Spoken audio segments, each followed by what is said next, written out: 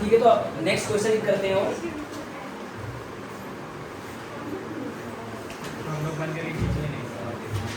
ठीक है। तो क्वेश्चन ये है कि अगर एक 5 kg का ब्लॉक है, सुनो ध्यान से, एक 5 kg का ब्लॉक है और अपन ने फोर्स लगाया 50 न्यूटन का, ठीक है ना, ये ए पार्ट है। फिर दूसरा क्वेश्चन है, फिर से अपने पास 5 kg का ब्लॉक है और अपन ने फोर्स लगाया 50 न्यूटन का ऐसे, और ये एंगल 37, ये बी। तो क्वेश्चन है find acceleration of block, find acceleration of block. दोनों केस में ब्लॉक का एक्सेलरेशन कितना होगा ना, पता नहीं, ठीक है। तो क्या करोगे, सिंपल इस पर फोर्स लगा रहे हो कितना, 50 का, और मास कितना है 5 kg का, तो क्या लगा दो, न्यूटन सेकंड लॉ लगा दो ना, ए वाले पार्ट का सीधा, F बराबर मास इंटू एक्सेलरेशन। तो फोर्स अपन लगा रहे हैं 50 और मास कितना है 5 और एक्सेलरेशन ए मान लिया, तो ए कितना आ गया 10 मीटर पर सेकंड स्क्वायर। लेकिन जो बी वाला पार्ट है उसमें क्या करना पड़ेगा, फोर्स के कंपोनेंट करने पड़ेंगे, फोर्स के। तो जिधर से एंगल देखते हैं उधर क्या जाएगा 50 cos 37, और इधर क्या जाएगा 50 sin 37, ठीक है ना। इसको सॉल्व करोगे तो ये आएगा 50 इंटू 4/5, तो कितना देगा 40, और इसको सॉल्व करो तो आएगा 30। अच्छा, इसका खुद का वेट कितना है 5, यानी कि 5g यानी कि 50। तो सर ये कम है और ये ज़्यादा, तो इस डायरेक्शन में कोई मोशन नहीं होगा, सिर्फ किधर होगा, यानी यही एक्सेलरेशन प्रोड्यूस कर रहा होगा। तो एक्सेलरेशन मान लिया ए होगा, तो क्या लगा लोगे आप, F बराबर, तो फोर्स कौन लगाएगा 40 न्यूटन, ये चलाएगा तो कितना जाएगा 40, और मास कितना है इसका 5, तो 5 इंटू ए, तो ए कितना जाएगा 8 मीटर पर सेकेंड स्क्वायर। तो इस केस में कितना जाएगा 10, और इस केस में कितना जाएगा 8, समझ गया, ठीक है। नेक्स्ट है, एक क्वेश्चन और लिख लो, जैसे एक पार्टिकल है, अरे बातें नहीं करो, एक पार्टिकल है, उसका मास मान लेते हैं 3 kg है, ध्यान दो, और उसकी जो वेलोसिटी है कुछ ऐसा दे रखा है, ध्यान देना, 4√x या 8√x दे रखा है, ऐसे 8√x दे रखा है, जहाँ x डिस्प्लेसमेंट है, where x is displacement। तो कैसे find force acting on 3 kg and it's acceleration, ठीक है ना। इसका एक्सेलरेशन बताना है और क्या बताना है, कितना फोर्स एक्ट कर रहा होगा ना। तो कैसे सॉल्व करोगे, तो सिंपल है, वेलोसिटी किसका फंक्शन दे रखा है x का, तो इसको ऐसे लिखो ना, v इक्वल टू कितना लिख सकते हो 8, और रूट को क्या लिख सकते हो x की पावर 1/2, है ना, v बराबर 8x की पावर 1/2, है ना। देखो v इक्वल टू 8√x दे रखा है, तो v क्या हो जाएगा x की पावर 8 टाइम्स x की पावर 1/2। अब बोलो सर, हमने पढ़ा था एक्सेलरेशन क्या होता है, एक्सेलरेशन क्या होता है बोलो, rate of change of velocity. एक फार्मूला ये पढ़ा था, एक पढ़ा था dv/dt, और एक पढ़ा था bdv/dx, bdv, सबने पढ़ा था ये, एक पढ़ा था dv/dt और एक पढ़ा था bdv। तो बोलो सर b के फंक्शन ऑफ x दिया, तो पहले अलग से क्या निकाल ले, dv/dx निकाल लेते हैं, तो इसको डिफरेंशिएट कर दो ना, इसको dv/dx निकालो, तो क्या करोगे 8 तो 8 ही रहेगा, इसमें पावर रूल लगाओ, पावर मल्टीप्लाई में पावर में एक कम, पावर में एक कम, 1/2 में घटाओगे तो कितना आ जाएगा 4x की पावर -1/2, यानी 4 और जल्दी से अपॉन x की 4 अपॉन x की पावर 1/2, ये क्या आ गया dv/dx आ गया। अब यहाँ वैल्यू पुट कर दो, तो a कितना आ जाएगा, तो सर b, तो b तो ये है ना 8 x की पावर 1/2 और dy/dx कितना है 4/x की पावर 1/2। तो ये और ये बन जाएगा, तो a कितना आ जाएगा 32 मीटर पर सेकंड स्क्वायर। तो फोर्स क्या आ जाएगा, फोर्स एक्सेलरेशन आ गया, तो फोर्स हो जाएगा मास इनटू, तो मास कितना है 3 और एक्सेलरेशन कितना है 32, तो कितना हो जाएगा 96 न्यूटन। समझ गया ना, तो लिखो फटाफट।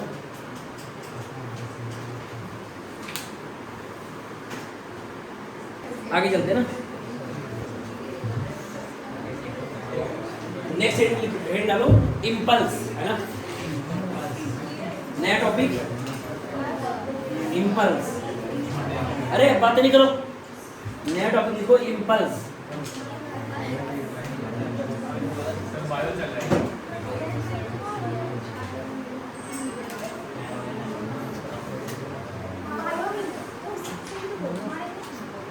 इसको लिखेंगे कभी कभी आई से, कभी कभी लिखेंगे जे वेक्टर, ना ये वेक्टर क्वांटिटी है, आई वेक्टर या फिर कभी कभी जे वेक्टर लिखेंगे ना। लिख लो जल्दी से।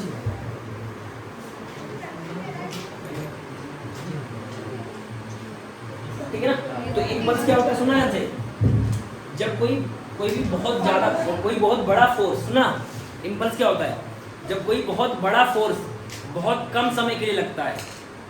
इम्पल्स क्या होता है, जब कोई बहुत बड़ा फोर्स, बहुत लार्ज फोर्स बहुत कम समय के लिए लगता है, तो वो फोर्स इनटू टाइम का इंटरवल क्या कहलाता है, इम्पल्स कहलाता है। जैसे ये मान लो मार्कर था, ऐसे झटका मारा ऐसे ना, तो वो फोर्स अचानक बहुत ज़्यादा लगाया और बहुत कम समय के लिए लगाया, तो फोर्स इनटू टाइम इंटरवल क्या कहलाएगा, इम्पल्स कहलाएगा। जैसे मान लो मतलब बोर्ड में ऐसे करके मारा ऐसे, तो फोर्स लगाया बहुत कम समय के लिए लगाया, तो फोर्स इनटू वो टाइम इंटरवल क्या कहलाता है, इम्पल्स।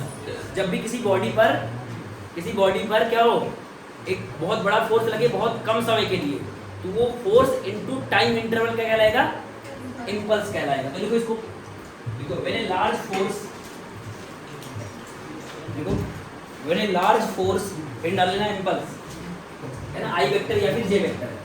तो देखो when a large force is applied on a body, when a large force is applied on a body, सब लोग लिखो, when a large force is applied on a body for a very short interval, when a large force is applied on a body for a very short interval of time, for a very short interval of time, then the product of force, for a very short interval of time, then the product of force,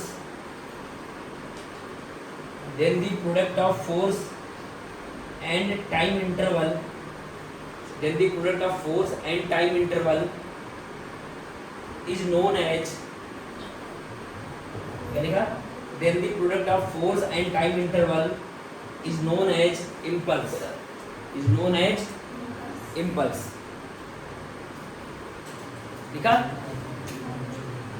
तो यानी formula क्या हो जाएगा, तो देखोगे J बराबर क्या जाएगा, J बराबर बोलो F into delta T, J बराबर क्या हो जाएगा F इंटू डेल्टा टी, ठीक है। J बराबर क्या हो जाएगा F इंटू डेल्टा टी।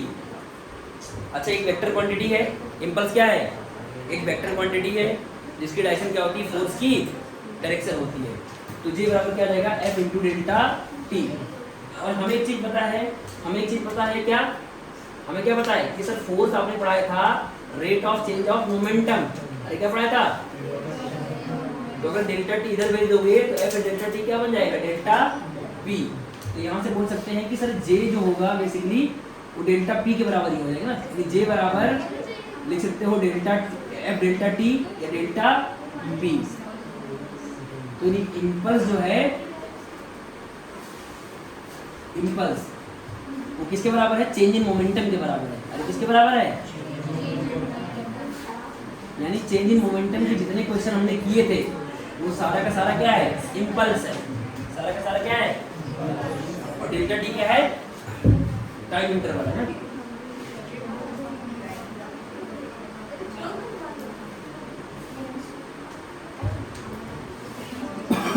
ये वेक्टर क्वांटिटी है, ये क्या है, वेक्टर क्वांटिटी है,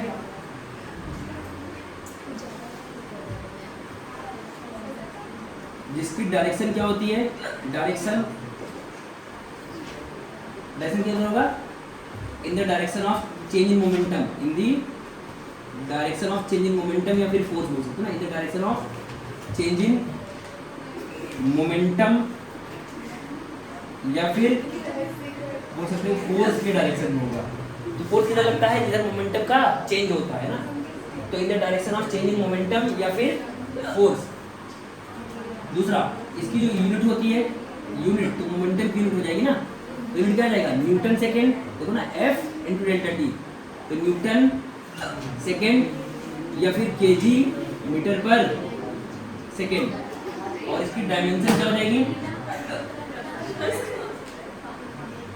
MLT माइनस 1, MLT माइनस 1।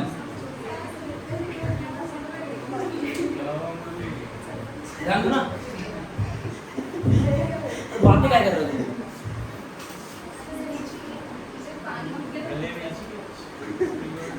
तो सुनना, अगर मान लो फोर्स कांस्टेंट है, कि फोर्स F क्या हो, ध्यान देना, अगर फोर्स कांस्टेंट हो तो डायरेक्ट जो J होगा बेसिकली हो जाएगा F इंटू डेल्टा टी, यानी कि डेल्टा P, समझ में आ रहा है। और अगर मान लो फोर्स वेरिएबल हो जाए, if force F is variable, अगर फोर्स वेरिएबल हो जाए तो J निकालने के लिए क्या करते हैं, इंटीग्रेशन करते हैं, integration F dt, F dt, तो F dt ये डेल्टा P के बराबर ही होगा, ये किसके बराबर होगा, J होता है डेल्टा P, और ये आएगा F dt, F dt क्या होता है, एरिया अंडर, बोलो इनसे, एरिया अंडर, बोलो F t graph, F t graph, force times graph, तो यानी J जो आएगा, यानी कि इम्पल्स जो आएगा, इम्पल्स वो आएगा चेंज इन मोमेंटम के, किसके बराबर आएगा, चेंज इन मोमेंटम के बराबर आएगा, और यही बराबर होगा क्या, इंटीग्रेशन F dt, यानी एरिया किसके किसके अंडर, F t ग्राफ, तो इसी बोलते हैं इम्पल्स मोमेंटम थ्योरम। ये पूरा क्या कहलाएगा, हाँ, तो इस एक्सप्रेशन को पूरा बोलेंगे impulse momentum theorem, impulse momentum theorem.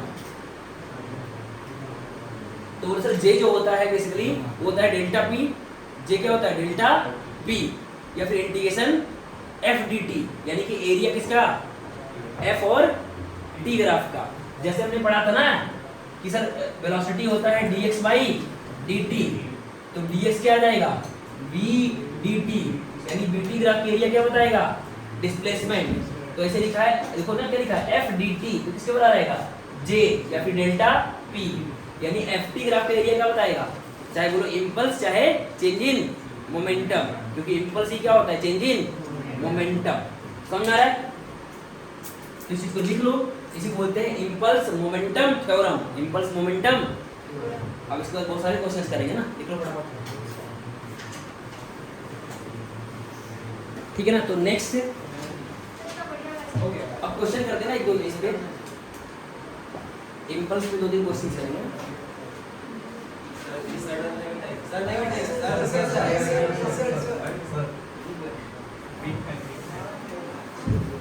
Question है पहला, सर एक बॉडी है, ध्यान देना, एक बॉडी है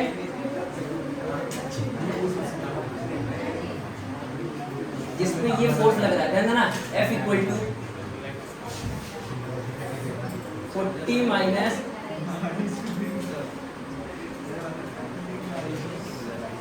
30 t लग रहा है ना, फोर्स लग रहा है कितना, 40 माइनस 30 t, यानी कि समय के साथ फोर्स की वैल्यू क्या हो रही है, चेंज हो रही है, ठीक है। तो क्वेश्चन है then find impulse between t equal to 0 to t equal to 1 second, 0 से 1 सेकेंड के बीच में जितना इम्पल्स इस फोर्स ने लगाया होगा, ठीक है, समझ में आ रहा है? 0 से लेके 1 के बीच में कितना इम्पल्स लगाया होगा, तो कौन सा फॉर्मूला यूज करोगे? ये वाला ना। अरे जे बराबर क्या होगा? इंटीग्रेशन, ध्यान दो सर लोग, यहाँ पर f क्या है? टाइम का फंक्शन है, इसलिए जे क्या हो जाएगा? Integration f dt। फोकस करो। तो क्या लिखोगे? तो सर एक बॉडी है, हमने फोर्स लगाया 40 माइनस 30t, बोला था इम्पल्स बता दो 0 से लेके 1 के बीच में कितना लगा होगा, तो मैं बता इम्पल्स क्या होता है? इम्पल्स क्या होता है? Integration f dt, f dt। तो j, तो f कितना है बोलो? f कितना है? 40 माइनस 30 t dt। और कहाँ से कहाँ तक चाहिए? 0 से लेके 1, तो 0 से कहाँ लिखेंगे लिमिट? 1 तक, ठीक है। अब तो 40 का इंटीग्रेशन क्या आ जाएगा? 40t, 40 का इंटीग्रेशन क्या आएगा?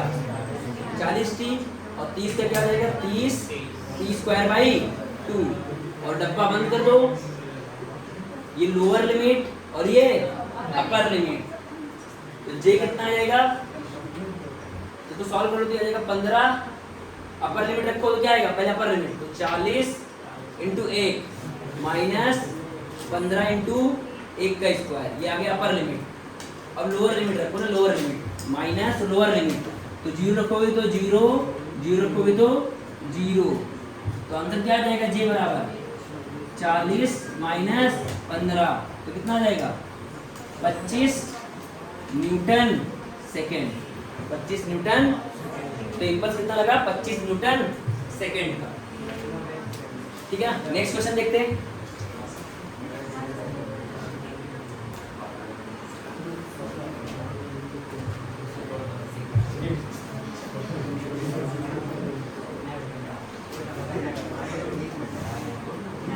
नेक्स्ट क्वेश्चन है, एक बॉडी है, ध्यान से,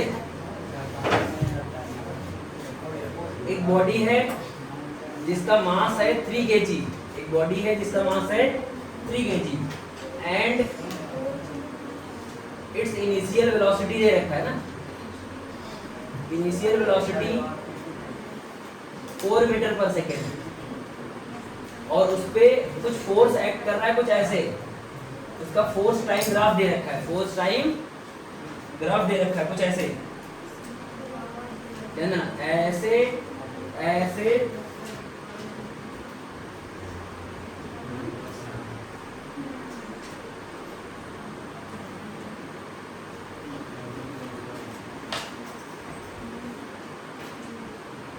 ऐसे, ठीक है।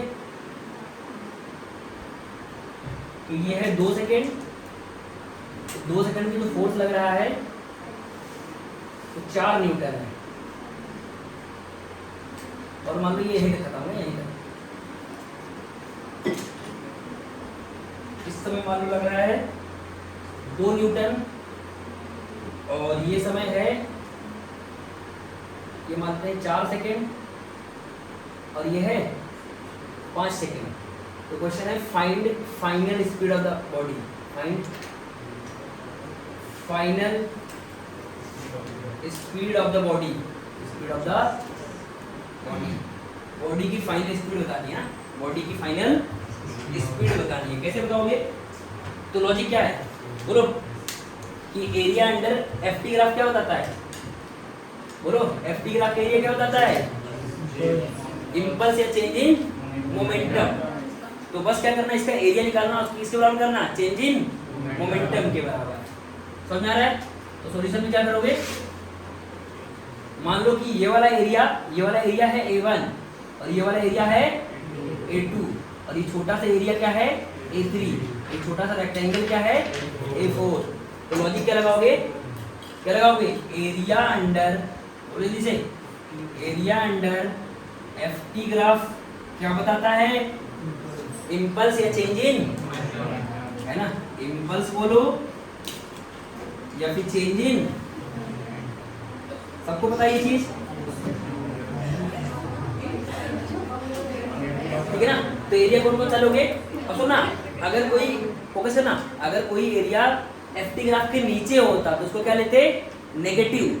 समझ में आ रहा है, अगर कोई एरिया क्या होता नीचे होता तो उसको क्या लेते, लेकिन यहाँ पर सारे एरिया क्या हैं, टी वाले एक्सिस के ऊपर हैं, तो इसलिए सारे एरिया क्या लेंगे, पॉजिटिव। लिखोगे A1 plus A2 plus A3 plus A4 equal to change in momentum. Change in momentum क्या होता है, फाइनल मोमेंटम माइनस, ठीक है ना। तो बताओ A1 कितना है, तो उसका ट्रायंगल बन रहा है तो 1/2, बेस कितना है 2, हाइट कितनी है 4, तो ये रेक्टेंगल बन रहा है ये वाला, तो ये कितना है 2 से 4 यानी है 2, और हाइट कितनी है 4, तो 2 × 4, और ये छोटा सा ट्रायंगल बन रहा है तो हाइट कितनी है 2 से 4 यानी कि 2, और ये 4 से 5 यानी कि 1, तो 1/2 बेस और हाइट कितनी है 2, और एक वो छोटा सा रेक्टेंगल बन रहा है, तो ये बना कितना 1 और ये बना 2, तो 1 × 2, और चेंज इन मोमेंटम क्या हो जाएगा, अरे चेंज इन मोमेंटम क्या हो जाएगा, m फाइनल वेलोसिटी माइनस, समझ आ रहा है, फाइनल माइनस इनिशियल, ठीक है। अब तो सॉल्व करो, तो 2 से 2 कट गया, ये आ गया 4, ये आ गया 8, ये आ गया 1, ये आ गया 2। अच्छा मास कितना था 3 kg, फाइनल वेलोसिटी निकालनी है, इनिशियल कितना था 4, तो कितना हो जाएगा 8 4 12 13 13 2 15, 15 बराबर 3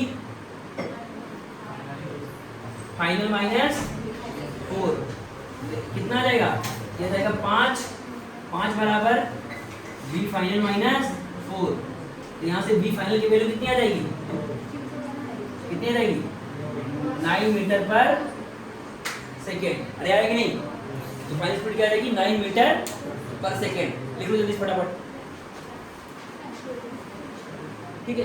ये सबका हो गया, आगे चलते ना, अरे बातें नहीं करो,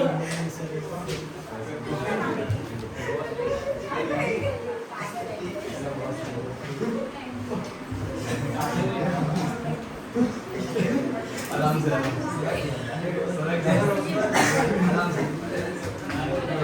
ठीक है। नेक्स्ट क्वेश्चन है,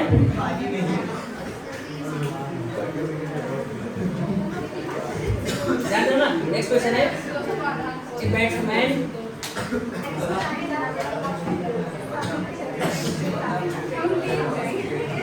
अरे हो गया, कितनी बातें कर रहे हो यार। A batsman deflect a ball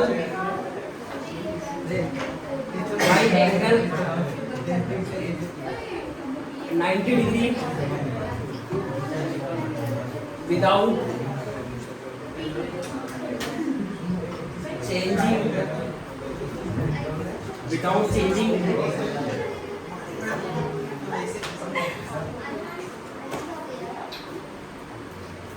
without changing its direction, without changing its direction, without changing its initial velocity, its initial velocity, which is 54 kilometer per hour. The question है, what is the impulse, फिर बातें हो रही है, impulse imparted to the ball, तो ball पर कितना impulse impart हुआ ना, ये बताना है, ठीक है। और एक क्वेश्चन और लिख लेते हैं, फिर दोनों सॉल्व कर लेते हैं फटाफट, फिर अगला टॉपिक स्टार्ट करेंगे।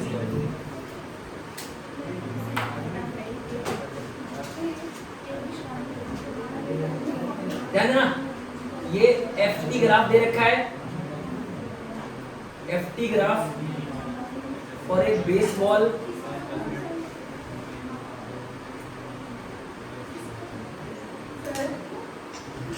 क्या बातें कर रहे हो,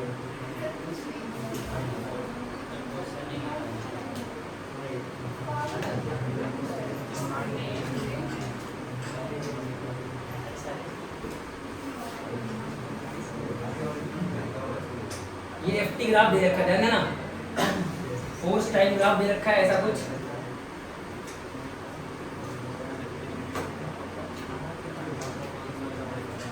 पहले फोर्स ऐसे बढ़ा बढ़ा बढ़ा,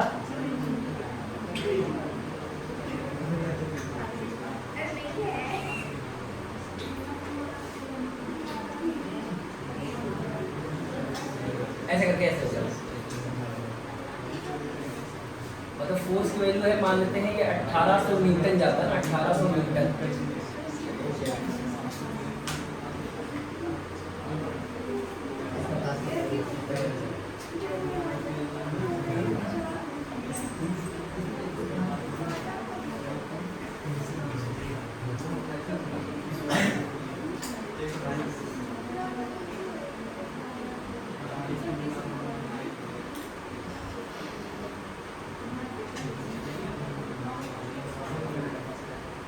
ये मान लो है 2 सेकेंड, ये 4 सेकेंड,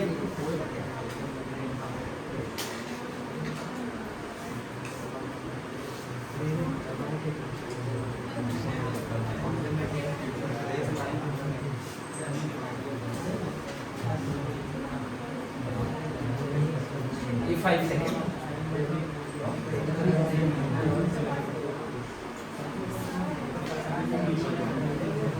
क्वेश्चन है फाइंड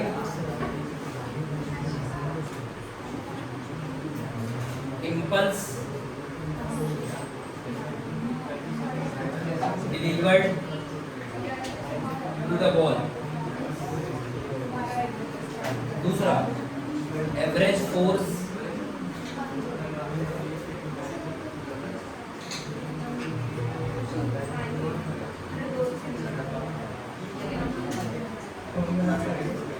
exerted by the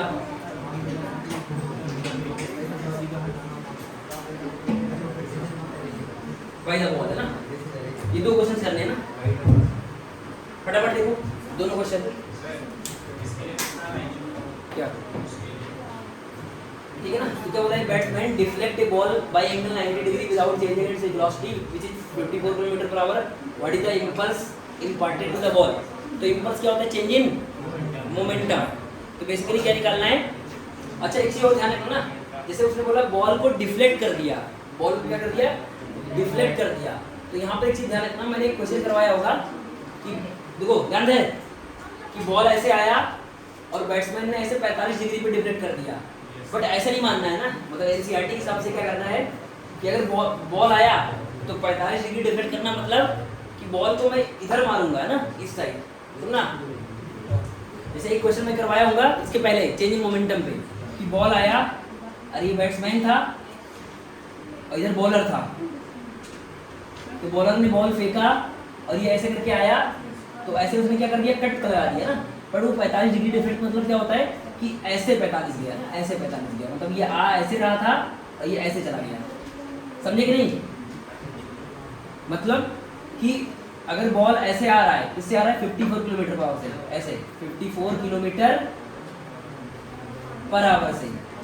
अगर बोला बॉल जो है वो डिफ्लेक्ट कर गया 30 डिग्री, इसका मतलब बैट्समैन इधर मारेगा ना, इधर, तो उससे 30 डिग्री क्या हो जाएगा, ऐसे डिफ्लेक्ट कर जाएगा।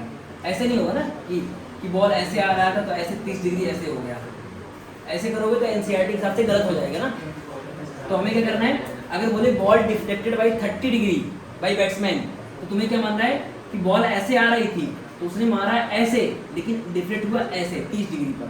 तो उसने बोला 90 डिग्री पर, तो क्या बोलोगे कि सर बॉल ऐसे आ रही थी, देखो ध्यान से ना, बॉल ऐसे आ रही थी 54 किलोमीटर पर आवर से, तो उसने डिफ्लेक्ट कर दिया। यानी कि देखो मारेगा बैट्समैन ऐसे, तो डिफ्लेक्ट हुआ कितना 90, तो यानी ऐसे हो जाएगा, यानी फाइनली ऐसे हो गया बॉल कितना 54 किलोमीटर पर आवर। ये हो गया इनिशियल वेलोसिटी और ये हो गया फाइनल। तो अगर इसको चेंज कर लो मीटर पर सेकंड में तो ये 15 आएगा ना, कितना आएगा 5/18 से मल्टीप्लाई कर दो ना, 54 में 5/18 तो 15 मीटर पर सेकंड, ठीक है ना। तो हमें निकालना है इंपल्स। क्या निकालना है, इंपल्स। तो इंपल्स क्या होता है, चेंज इन मोमेंटम। अरे इंपल्स क्या होता है, चेंज इन मोमेंटम, यानी फाइनल मोमेंटम माइनस ऐसे वेक्टर फॉर्म में अब देखो फाइनली ऐसे जा, ध्यान देना, फाइनली ऐसे जा रहा है, ऐसे। और मास कितना है, मास कितना है, मास मान लेते हैं m है, मास कितना मान लेते हैं m, तो यहाँ देगा m v final minus m v initial, तो m कॉमन ले लो। अच्छा v फाइनल किधर जा रहा है, 15 से किधर जा रहा है, j कैप में जा रहा है, तो क्या मान लोगे 15 j कैप, और पहले किधर जा रहा था माइनस i कैप में, तो माइनस का 15 i कैप। तो अगर मॉड ले लोगे तो इम्पल्स जो आएगा j, जो j आया यानी इम्पल्स, वो कितना आ जाएगा, m बाहर हो जाएगा under root 15 square plus 15 square, यानी कि 15√2m है ना, इतना kg मीटर पर सेकंड आ जाएगा ना इम्पल्स। लिख लो जल्दी सर। तो ध्यान रखना है, जैसे मैंने एक क्वेश्चन करवाया था कि बोला batsman deflected by ball by 30 degree, इसका मतलब ये हुआ कि अगर बॉल ऐसे आ रहा है, सुनना, अगर बॉल ऐसे आ रहा है तो डिफ्लेक्शन 30 डिग्री मतलब क्या हुआ कि बॉल ऐसे चला गया, ऐसे 30 डिग्री बनाते हुए, ऐसे नहीं होगा कि ऐसे करके ऐसे हो गया 30, ऐसे करोगे तो एनसीईआरटी के हिसाब से क्या हो जाएगा, गड़बड़ हो जाएगा। तो अगर बोले कि batsman deflected by ball 30 degree, इसका मतलब बॉल ऐसे आया था तो बैट्समैन शॉट लगाएगा, तो बैट्समैन इधर शॉट लगाएगा। अगर बोले डिफ्लेक्टेड बाई 0 डिग्री, इसका मतलब क्या हुआ, रिट्रेस कर गया, मतलब आया ऐसे और ऐसे चला गया। अगर बोले डिफ्लेक्टेड बाई 30 डिग्री, इसका मतलब इनिशियल डायरेक्शन जो मतलब इधर आ रहा था तो जाएगा ऐसे, लेकिन 30 डिग्री बिल्ड कर गया तो ऐसे, है ना। और क्वेश्चन में यहाँ क्या बोला, 90 डिग्री, तो ऐसे हो जाएगा, समझ गए। ठीक है, ये हो गया। अब नेक्स्ट पार्ट करते हैं, ये वाला है ना। तो इस वाले में क्या बोल रहा है कि ठीक है, एफटी ग्राफ दे रखा है ना, एफटी ग्राफ दे रखा है, बोला इंपल्स कितना डिलीवर होगा और एवरेज फोर्स कितना आएगा पूरे इंटरवल में। तो इंपल्स क्या होता है, चेंज इन मोमेंटम, और चेंज इन मोमेंटम क्या होता है, एरिया अंडर एफटी ग्राफ। तो बस तो आसान हो गया पहला पार्ट। पहले वाले पार्ट में क्या बोलोगे सर, इंपल्स जो होता है वो बेसिकली क्या होता है, डेल्टा पी, अरे किसके बराबर होता है, और यही किसके बराबर है, एरिया अंडर एफटी ग्राफ। कर लेंगे तो एरिया कितना बनेगा, तो सर बड़ा सा एरिया ये वाला A1 बोल दो और इसको A2, तो डायरेक्ट क्या लिखोगे A1 प्लस नहीं माइनस A2, नीचे है ना, अरे ये नीचे है ना, एक्सिस के नीचे है, इसको माइनस, तो A1 माइनस A2 लिखेंगे ना, जो आएगा वही आंसर। और दूसरा बोला है एवरेज फोर्स, दूसरा क्या बोला, तो एवरेज फोर्स हो जाएगा delta P by delta T, delta P by delta, और डेल्टा P कितना हो जाएगा, अरे कितना आ जाएगा A1 माइनस A2, और डेल्टा T कितना हो गया 0 से लेके 5 सेकंड, तो यहाँ क्या आ जाएगा 5। अरे आएगा नहीं, अरे डेल्टा P जो होगा वो J के बराबर ही होगा, तो लिखो delta P by delta T, तो डेल्टा P जो तुमने निकाला A1 माइनस A2, और टाइम इंटरवल कितना लगा 0 से लेके 5, तो 5 से डिवाइड कर दोगे तो क्या आ जाएगा, एवरेज फोर्स आ जाएगा। समझ गए, अरे आएगा नहीं, दोनों पार्ट समझ में आ गया। अगर बोले batsman deflected by the ball 30 degree, इसका मतलब बॉल है, ध्यान देना, ये ध्यान रखना है कि अगर बॉल ऐसे आया तो उसने डिफ्लेक्ट किया, तो इसका मतलब क्या हुआ कि अगर वो पूरा डिफ्लेक्ट करता तो इसका तो ऐसे जाता, तो 30 डिग्री मतलब ऐसे गया, है ना। तो यहाँ हम कर लिए और वहाँ कर लिए ना, लिख लो जल्दी से। ना यहाँ पर जब ने किया B final minus B initial, तो बी इनिशियल ऑलरेडी नेगेटिव है ना, तो इसलिए यहाँ क्या जाएगा, पॉजिटिव हो जाएगा ना। बाकी तो आंसर में कोई फर्क नहीं पड़ेगा, बट यहाँ पर क्या आ जाएगा 15 आई है, समझ गए, बस यहाँ पर प्लस 15 आई है बोलेगा ना। अच्छा एक चीज और ना, जहाँ पर तुमने इम्पल्स लिखा था ना, इम्पल्स का डेफिनेशन लिखा था, वहाँ पर एक डायग्राम और बना लो। ये चीज क्या सिखाया था, इम्पल्स क्या होता है, जब कोई फोर्स बहुत कम समय के लगता है तो फोर्स इनटू टाइम इंटरवल क्या कहलाता है, इम्पल्स कहलाता है। तो वहाँ पर एक छोटा सा डायग्राम बना लो जहाँ इम्पल्स का डेफिनेशन लिखा था, ऐसे यहाँ लिखो F वर्सेस T, और ऐसे लिखो ना कि फोर्स, देखो पहले फोर्स 0 0 था, अचानक से फोर्स की वैल्यू बढ़ गई और फिर क्या हुआ कि 0 हो गया। तो ये जो समय का इंटरवल है वो डेल्टा T है, समय का इंटरवल क्या है, डेल्टा T। तो यानी कि ये वाला एरिया क्या बताएगा, इम्पल्स बताएगा, यानी F इंटू डेल्टा T बताएगा। वहां बना लो ना जहां पर तुमने डेफिनेशन लिखा था इम्पल्स का, उसी के बगल में बना लो ना छोटा सा ये चीज कि F वर्सेस T ग्राफ है, पहले फोर्स 0 0 था, अचानक फोर्स की वैल्यू बढ़ी और कुछ समय के लिए बढ़ी थी, फिर 0 हो गई। तो इम्पल्स कितना हो जाएगा, J बराबर F इंटू डेल्टा टी, मतलब ये वाला एरिया बेसिकली ये वाला किसके बराबर हो गया, एरिया के बराबर।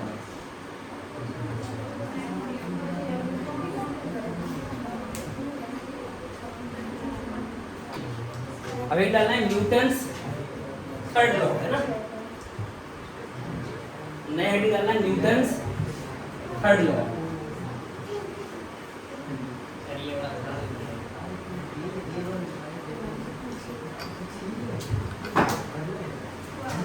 देखो सब लोग ना Newton's third law,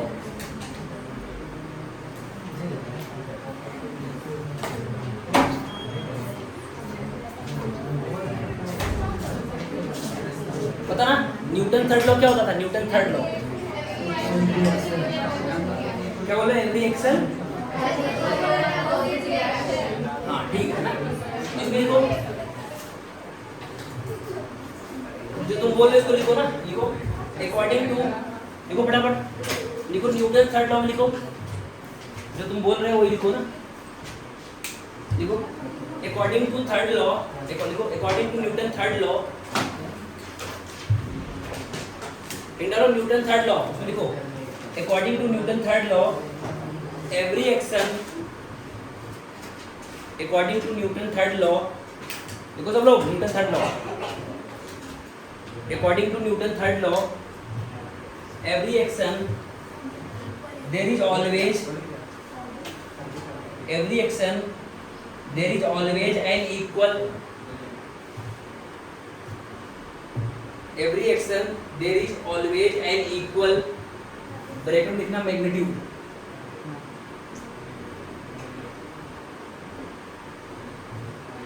and opposite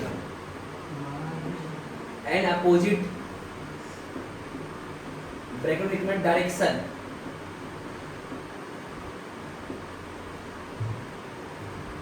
reaction है ना, क्या लिखा, according to third law every action there is always an equal and opposite reaction, ठीक है ना।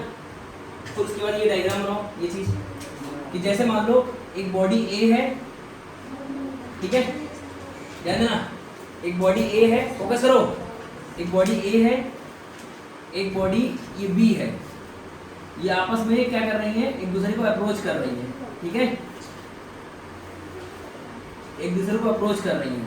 तो अप्रोच करने के बाद क्या होगा कि आपस में कोलाइड करेंगी, आपस में क्या करेंगी, कोलाइड करेंगी। तो ए वाला, ध्यान देना, ए वाला बी पे फोर्स लगाएगा, यानी force on B due to A, focus है ना, ए वाला क्या करेगा, बी पे फोर्स लगाएगा, इसका मतलब क्या हो जाएगा, फोर्स ऑन, बोलो force on B due to A, ऐसी ए बी वाला ए पे लगाएगा तो उसको क्या बोलेंगे, force on A due to B, है ना। तो एक दूसरे को अप्रोच करना है तो ए बी पे फोर्स लगाएगा और बी ए पे लगाएगा, तो इसका मतलब क्या होगा, इसका मतलब एफ ए बी का मतलब क्या होगा, एफ ए बी का क्या हो जाएगा, force on A due to B, और एफ बी ए का मतलब क्या हो जाएगा, force on B due to A. और according to Newton third law इन दोनों के मैग्नीट्यूड क्या है, अरे मैग्नीट्यूड वाइज क्या है, आपस में सेम है, यानी कि एफ ए बी वेक्टर का मॉड और एफ बी ए वेक्टर का मॉड क्या है, सेम है। अच्छा डायरेक्शन वाइज क्या है, अपोजिट, यानी एफ ए बी का जो फोर्स होगा वो इधर होगा, एफ बी ए का फोर्स इधर होगा, तो दोनों में डायरेक्शन क्या होगा, अपोजिट, तो माइनस का साइन लगा दोगे, बना लो फटाफट ना, बनाओ फटाफट जल्दी से,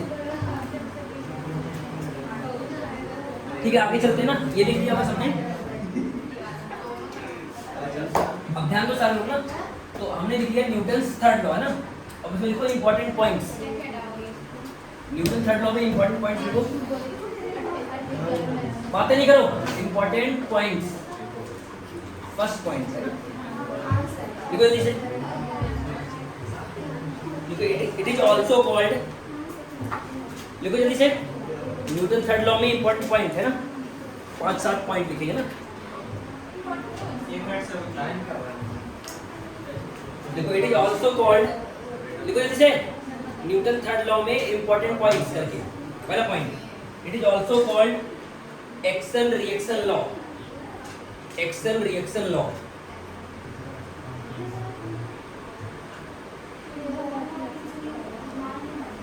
अगला लिखो next point, force always produces in action reaction pair, force always produces in action reaction pairs,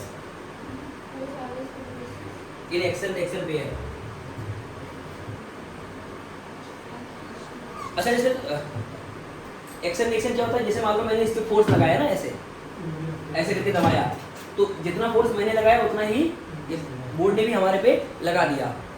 जैसे तुम क्या बोलते हो, किसी को थप्पड़ मारा है ना, तो क्या हुआ, एक्शन रिएक्शन हो गया। वो जैसे थप्पड़ मारा तो हाथ ने गाल पे फोर्स लगाया होगा, तो गाल ने हाथ पे लगा दिया, अब ये नहीं कि दोबारा थप्पड़ मारो, तो एक्शन रिएक्शन हो गया। वो समझ आ रहा है? ऐसे ऐसे करके मान लो ऐसे दीवार में मारा, तो दीवार पे तुमने फोर्स लगाया F, तो तुम्हारा दीवार ने भी तुम्हारे पे क्या लगाया होगा F, ठीक है ना।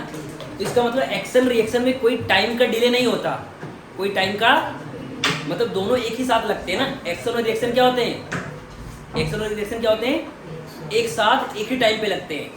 अच्छा कौन सा एक्शन कौन सा रिएक्शन वो हम नहीं बता सकते ना, कौन सा एक्शन है कौन सा रिएक्शन वो हम, अगर मान लो मैंने किसी चीज को पे हाथ रखा है ऐसे, तो अगर मान लो मेरा एक्शन है तो उसका रिएक्शन, अगर उसका रिएक्शन है तो इसका रिएक्शन, कौन एक्शन कौन रिएक्शन हम नहीं बोलेंगे, क्योंकि दोनों एक साथ लगते हैं ना, दोनों क्या होते हैं, एक साथ लगते हैं, एक ही टाइम पे लगते हैं ना, ठीक है ना। और मैग्नीट्यूड वाइज क्या होंगे, सेम, और डायरेक्शन वाइज क्या होंगे, अलग अलग, डायरेक्शन वाइज क्या होंगे, अलग अलग, और दोनों क्या होंगे, अलग अलग बॉडी पे लगेंगे ना। जैसे मान लो मैंने ऐसे करके यहाँ पर ऐसे हिट किया, ऐसे ऐसे हिट किया, तो मैंने फोर्स इस पे लगाया F, तो ये मेरे पे कितना लगाया F, तो ये जो एक्शन रिएक्शन हुए वो क्या हुए, अलग अलग बॉडी पे लग रहे हैं, सेम बॉडी पे। अगर इस पे मान लो F लगा इधर, तो मेरे पे लगा F इधर, यानी एक्शन रिएक्शन सेम बॉडी पर नहीं लगते, डिफरेंट बॉडी पे लगते हैं। और हमेशा वो क्या होता है, उनके बीच में कोई टाइम गैप नहीं होता, दोनों एक साथ ही लगते हैं ना, दोनों एक। अब इसलिए नहीं बताओगे कौन सा एक्शन कौन सा, अगर तुम किसी को एक्शन मानते हो तो दूसरा अपने आप बाय डिफॉल्ट क्या हो जाएगा, रिएक्शन, और उनमें कोई टाइम का गैप नहीं होगा, और हमेशा एक्शन रिएक्शन क्या होगा, डिफरेंट बॉडी पे लगेगा, सेम बॉडी पे नहीं कि एक ही बॉडी पे एक्शन भी लग रहा है उसी पे रिएक्शन, ऐसा नहीं होगा। तो इस चीज को लिख लेते हैं ना, देखो देखो there is no time gap, next point है ना, there is no time gap, third point है ना, there is no time gap between action and reaction, there is no time gap between action and reaction। अगला point, अच्छा action reaction होने के लिए जरूरी नहीं कि बॉडी क्या हो, फिजिकल कांटेक्ट में हो, दूर से भी एक्शन रिएक्शन हो जाएगा ना, जो जरूरी है कि आपस में टच करें। जैसे मान लो दो मैग्नेट ले लिया और तुम पास में लेके आए, तो क्या हुआ, वो आप दूर चला गया, इसमें भी फोर्स लग रहा होगा। तो मतलब एक्शन रिएक्शन होने के लिए फिजिकल कांटेक्ट होना जरूरी, मतलब रहे तब भी चलेगा, नहीं है तब भी हो सकता है ना। तो लिखो अगला पॉइंट, देखो action reaction also applicable, next point, action reaction also applicable when body are not in physical contact, action reaction also applicable, action reaction also applicable when body are not in physical contact, action reaction also applicable when body are not in physical contact। अगला point लिखो, point number 5, action reaction always act on two different body, action reaction always act on two different body, action reaction always act on two different body, so they never cancel each other, action reaction always act on two different body, so they never cancel each other। क्या लिखा, action reaction always act on two different body, so they never cancel each other. अगला point ना important है ना। अब सुनना, जैसे मान लो, अच्छा मैंने सिखाया था कि पूरे नेचर में, पूरे यूनिवर्स में सिर्फ 4 टाइप के फोर्स पाए जाते हैं। कौन कौन से? Gravitational, electromagnetic, strong nuclear and. जो न्यूक्लियर फोर्स होता है वो होता है सुपर माइक्रो लेवल, मतलब पूरा न्यूक्लियस के अंदर होता है वो। और जो तुम्हारा इलेक्ट्रोमैग्नेटिक और ग्रेविटेशन क्या होता है, वो होता है माइक्रो लेवल फोर्स। तो जो हमारा स्ट्रॉन्ग न्यूक्लियर और वीक न्यूक्लियर न्यूक्लियस के अंदर है, यानी जो डेली लाइफ में फोर्स एक्सपीरियंस करते हैं वो सारे के सारे क्या होते हैं, या तो इलेक्ट्रोमैग्नेटिक होंगे या तो ग्रेविटेशन होंगे। और अर्थ के पुल के अलावा आसपास हम जो देख रहे हैं ना, अर्थ के पुल के अलावा सारे के सारे क्या हैं, इलेक्ट्रोमैग्नेटिक। तो जैसे मान लो मैंने यहाँ इस पे फोर्स लगाया ऐसे F, क्या लगाया फोर्स F, तो मैंने इस पे लगाया F, ठीक है। तो ये फोर्स का नेचर कैसा हुआ, इलेक्ट्रोमैग्नेटिक। अरे कैसा फोर्स हुआ, इलेक्ट्रोमैग्नेटिक। तो मैंने लगाया F, तो अगर मैंने एक्शन लगाया इलेक्ट्रोमैग्नेटिक, तो मेरे पर रिएक्शन भी क्या होगा, इलेक्ट्रोमैग्नेटिक भी होगा। समझ में आ रहा है? इसका मतलब एक्शन रिएक्शन का पेयर हमेशा क्या होगा, सेम नेचर का होगा। सेम नेचर मतलब अगर एक्शन है इलेक्ट्रोमैग्नेटिक तो रिएक्शन भी क्या होगा, अगर एक्शन है ग्रेविटेशन तो रिएक्शन भी क्या होगा, ग्रेविटेशन। जैसे ये क्या कर रहा है, इस मार्कर को कौन खींच रहा है, अर्थ खींच रहा है ऐसे नीचे की तरफ। अर्थ इससे किससे खींच रहा है, mg से नीचे खींच रहा है। तो ये अर्थ को भी क्या कर रहा होगा, ये mg से ऊपर की तरफ खींच रहा होगा। लेकिन अर्थ का मास बहुत ज़्यादा है, इसलिए उसका एक्सेलेरेशन क्या है, नेग्लिजिबल है। और इसका मास बहुत कम है, तो इसलिए इसका एक्सेलेरेशन है। तो अर्थ ने इस पे क्या लगाया, mg, तो इसने भी अर्थ पे क्या लगाया होगा, mg। तो ये आपस में क्या है, एक्शन रिएक्शन पेयर है। एक्शन रिएक्शन, अर्थ ने इस पे लगाया क्या, mg, तो इसने अर्थ पे क्या लगाया होगा, तो वो आपस में क्या है, एक्शन रिएक्शन पेयर है। समझ में आ रहा है? तो इसका मतलब एक्शन रिएक्शन पेयर हमेशा क्या होते हैं, सेम नेचर के होते हैं। मतलब अगर एक्शन ग्रेविटेशन है तो रिएक्शन भी क्या होगा, अगर एक्शन इलेक्ट्रोमैग्नेटिक है तो रिएक्शन भी क्या होगा, इलेक्ट्रोमैग्नेटिक। तो अगला पॉइंट लिखो, action reaction pair are same in nature ना। Action reaction pair are same in nature, last point है ना ये। Action reaction pair are same in nature, action reaction pair are same in nature, are same in nature. लिखा? अब एक example ले रहा हूं। जैसे मान लो एक टेबल पे एक ब्लॉक रखा हुआ ना, ध्यान देना, ये टेबल है, ऐसे कि टेबल है ना, ये टेबल पे ऐसे ब्लॉक रखा हुआ है, एक ब्लॉक, ठीक है। तो अगर ब्लॉक पे मैं फोर्सेस दिखाऊं तो ब्लॉक पे कितने फोर्स लग रहे हैं, टोटल कितने फोर्स लग रहे होंगे, दोनों सर। अर्थ क्या कर रहे होंगे, इसको अपनी तरफ खींच रही होगी, और ये सरफेस पे रखा है। कहाँ रखा है, तो ये सरफेस एक फोर्स लगाता है जिसको बोलते हैं नॉर्मल रिएक्शन। जब भी कोई बॉडी, सुनना, कोई बॉडी किसी सरफेस पे रखा है, ध्यान देना, अगर कोई बॉडी किसी सरफेस पे, फोकस करना, अगर कोई बॉडी किसी सरफेस पे रखा है तो सरफेस क्या करती है, अपने सरफेस के परपेंडिकुलर एक फोर्स लगाती है। मतलब सरफेस के परपेंडिकुलर क्या लगाती है, जिसको बोलते हैं नॉर्मल रिएक्शन। क्या बोलते हैं, जैसे ही मान लो ब्लॉक रखा है किस पे, टेबल पे, तो टेबल क्या लगाएगा, एक फोर्स लगाएगा। किधर लगाएगा, सरफेस के परपेंडिकुलर, जिसको क्या बोलते हैं, नॉर्मल रिएक्शन।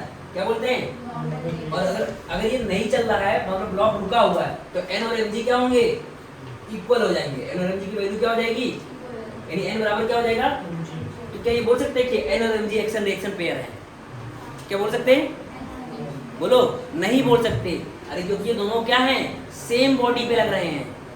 अरे n और mg क्या है, बराबर तो हैं, लेकिन n तो इलेक्ट्रोमैग्नेटिक है और mg कैसा है, ग्रेविटेशन है। तो इसका मतलब तो ये नहीं हो सकता एक्शन रिएक्शन पेयर। और दूसरा भी सिखाया था कि एक्शन रिएक्शन पेयर हमेशा क्या होता है, डिफरेंट बॉडी पे एक्ट करता है, डिफरेंट बॉडी पे एक्ट करता है। अरे आए कि नहीं। तो इसका मतलब n और mg आपस में एक्शन रिएक्शन पेयर नहीं है। तो लिखना pair n and mg are not action reaction pair. क्यों नहीं है, क्यों नहीं है, बोलो। तो बोलो sir, same action reaction pair क्या होता है, डिफरेंट बॉडी पे एक्ट करता है और उनका नेचर क्या होता है, डिफरेंट होता है। नेचर क्या होता है? नेचर सेम होता है ना। तो दोनों पॉइंट लिख देना। दोनों पॉइंट क्या लिखोगे सर? इसलिए नहीं है क्योंकि एक्शन रिएक्शन पेयर क्या होता है? डिफरेंट बॉडी पे एक्ट करता है। और दूसरा पॉइंट, दोनों का नेचर क्या होता है? दोनों का नेचर क्या होता है? सेम होता है। दोनों पॉइंट लिख लोगे ना रीजन में। और में आ रहा है कि नहीं? लिख लोगे रीजन में। पहले क्या? एक्शन रिएक्शन पेयर क्या होता है? डिफरेंट बॉडी पे एक्ट करता है और उनका नेचर। तो फिर ये एनएमजी का एक्शन रिएक्शन होगा क्या? तो देखो ऐसे होगा, जैसे ये ब्लॉक था, ये क्या था? ब्लॉक था, समझना है? ये ब्लॉक था और ये टेबल था, ये क्या था?